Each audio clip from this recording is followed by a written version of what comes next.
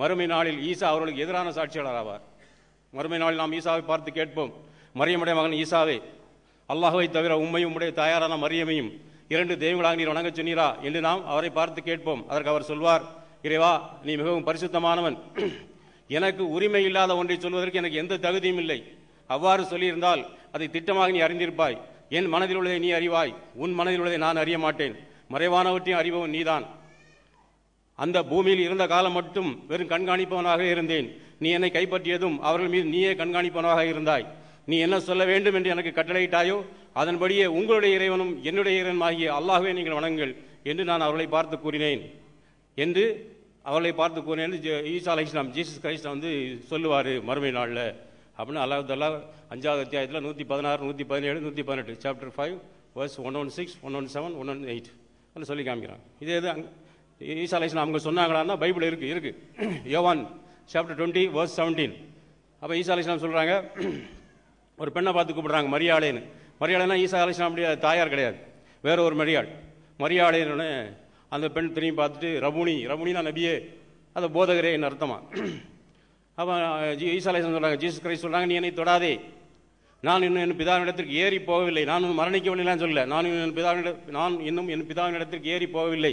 நீ போய் என் சகோதரனிடத்திற்கு சென்று உங்களுடைய பிதாவினிடத்திற்கும் என்னுடைய பிதாவினிடத்திற்கும் உங்களுடைய தேவனிடத்திற்கும் என்னுடைய தேவனிடத்திற்கும் நான் ஏறி போகிறேன் என்று நீ போய் அவருடன் சொல்லு அப்படிங்கிறாங்க. இங்கிலீஷ் பைபிள் பார்த்தீங்கன்னா your God and my God போட்டிருக்கும்.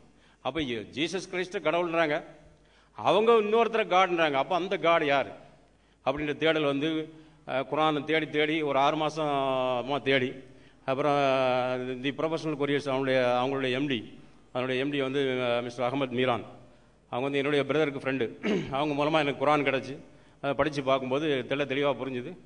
ஏக இறைவன் அல்லாஹ், அவருடைய கண்ணியமிக்க தூதர்கள் தான் நபிகள் ஸல்லல்லாஹு அலைஹி வஸல்லம், ஈசா அலைஹிஸ்ஸலாம், மூசா அலைஹிஸ்ஸலாம், நூஹ் அலைஹிஸ்ஸலாம், இப்ராஹிம் அலைஹிஸ்ஸலாம், தாவூத் அலைஹிஸ்ஸலாம், சுலைமான் அலைஹிஸ்ஸலாம், எல்லாமே இறை தூதர்கள். 1,24,000 இறை தூதர்கள் இந்த உலகத்துக்கு வந்திருக்காங்க. அதில் இறுதி இறை தூதர் முகமது நபி ஸல்லல்லாஹு அலைஹி வஸல்லம் அவர்கள் மூலமாக அருளப்பட்ட வேதம் குரான், அதுதான் இறுதி வேதம்.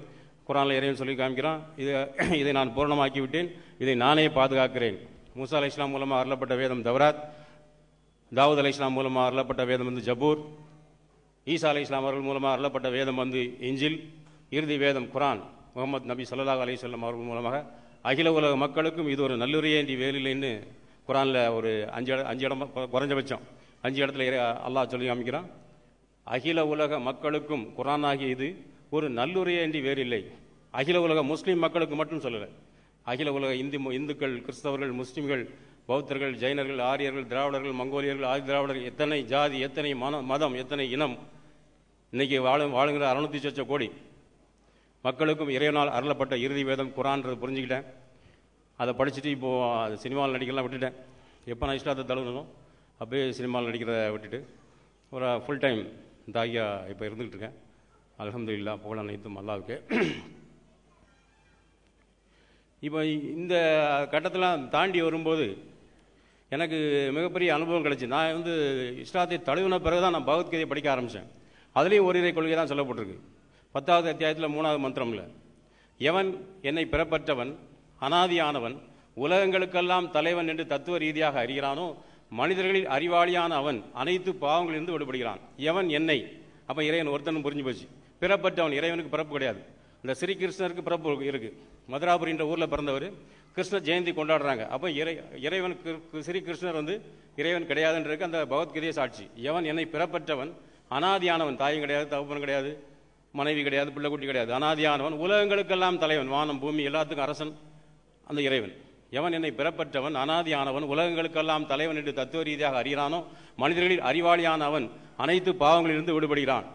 அப்போ எப்படி குல் ஹுல்லாஹு அஹத் அல்லாஹு சமத் லம் யலித் வலம் யூலத் குஃபுவன் அஹத் சொல்கிறோமே, அதன்படி அந்த பகவத்கீதையில் உள்ள எதுவும் இறைவன் ஒருத்தன் தான் சொல்லப்பட்டிருக்கு. அது மாதிரி பைபிள் எடுத்தீங்கன்னா ஒருவராய் 1 தீமோத்தேயு 6வது அதிகாரம் 16வது வசனம், ஒருவராய் சாவாமை உள்ளவரும் சேரக்கூடாத ஒளியில் வாசம் பண்ணுகிறவரும் மனுஷனில் ஒருவரும் கண்டிராதவரும் காணக்கூடாதவருமா இருக்கிறவர், அவருக்கே கனமும் நித்திய வல்லமை உண்டாயிருப்பதாக ஆமீன் போட்டிருக்கு. ஆக எல்லா வேதங்களும் அது வேதங்களா இறைவன் அருளப்பட்ட வேதமோ இல்லையோ அது அல்லாவே அறிவான். குரான் மட்டும் இறைவன் அருளப்பட்ட வேதம்னு நமக்கு தெரியும். அது தவ்ராத், ஜபூர், இஞ்சில் எல்லாமே இறைவன் அருளப்பட்ட வேதம் தெரியும். ஆனால் அது பைபிள் வந்து தவராத்தா இஞ்சிலா ஜபுரான்னு நமக்கு தெரியாது. ஏன்னா அதில் முரண்பட்ட கருத்துக்கள் இருக்குது. குரான் இறுதி வேதம், இப்போ அதுக்கு ஒத்து போகிற எல்லா வசனத்தையும் நம்ம எடுத்துக்கலாம். அப்போ இறைவன் ஒருத்தன் சொல்லுது, பகவத்கீதை சொல்லுது, பைபிள் சொல்லுது, குரான் சொல்லுது. அதன்படி அந்த ஏக இறைவன் நான் ஏற்றுக்கொண்டு இஸ்லாத்தை தழுவிட்டேன். அல்ஹம்துலில்லாஹ். வாஹுது தாவானா அல்ஹம்துலில்லாஹி ரபில் ஆலமீன். அஸ்ஸலாமு அலைக்கும் வரஹ்மத்துல்லாஹி வபரகாத்துஹு.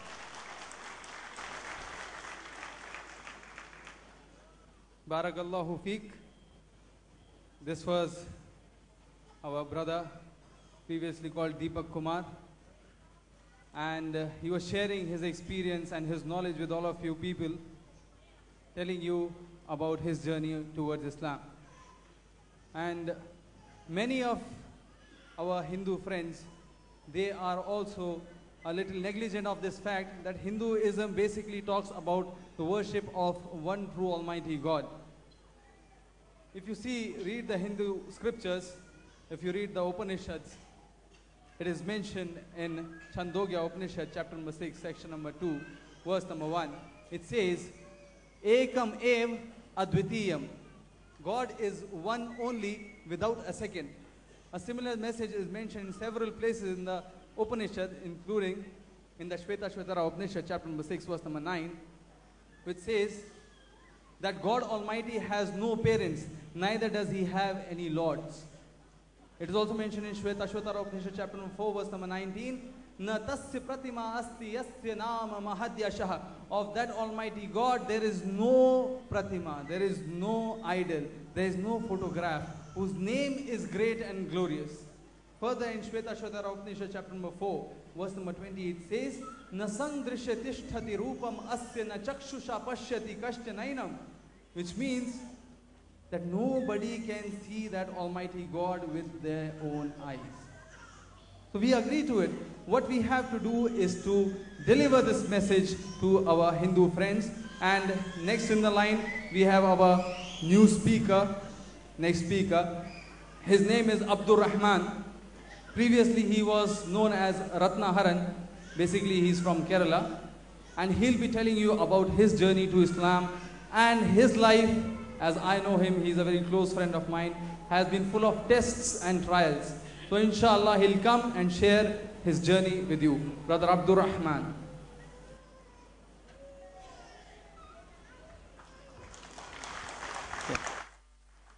Alhamdulillah, alhamdulillahi rabbil alameen, wassalatu wassalamu ala rasulil kareem, wa ala alihi washabihi ajma'in, amma ba'd. A'udhu billahi minash shaitanir rajim. Bismillahir rahmanir rahim. Inna ad-dina indallahi al-Islam. Rabbi shrah li sadri wa yassir li amri wahlul 'uqdatam min lisani yafqahu qawli. Respected elders, my dear brothers and sisters, assalamu alaikum wa rahmatullahi wa barakatuhu. The topic is why Islam? Why I chose Islam as my religion? I would like to thank Allah subhanahu wa ta'ala for guiding me to the religion of peace, to the religion of truth, and the only way of life, that is Islam. And my journey towards Islam begins this way. Right from the childhood, I had the natural inclination believing in one God. And I used to believe there must be only one God who created you and who created me and who created all. And this was my question. And I had many questions in my mind, like why the people, human beings, are worshipping different gods and following different religions. Because all the human origin is one. And what is my purpose here? Why am I here? And where am I going to go after I die? These were my questions, my dear brothers and sisters. But I didn't get answers for these questions anywhere. I didn't get concrete, logical, satisfactory answers anywhere. But slowly, gradually, days passed, months passed, I came in touch with the religion of Islam. And I borrowed a Quran from one of my friends. When I read it, the questions which I had in my mind all were cleared.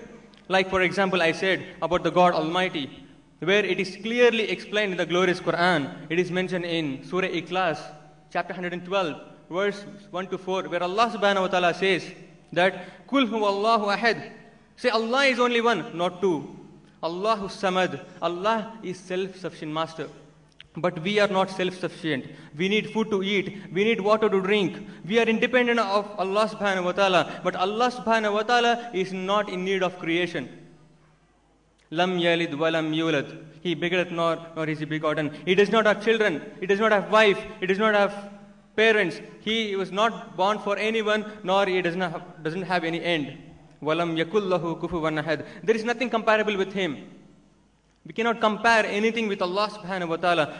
This 4-line definition, just this 4-line definition, cleared my doubt about the God Almighty.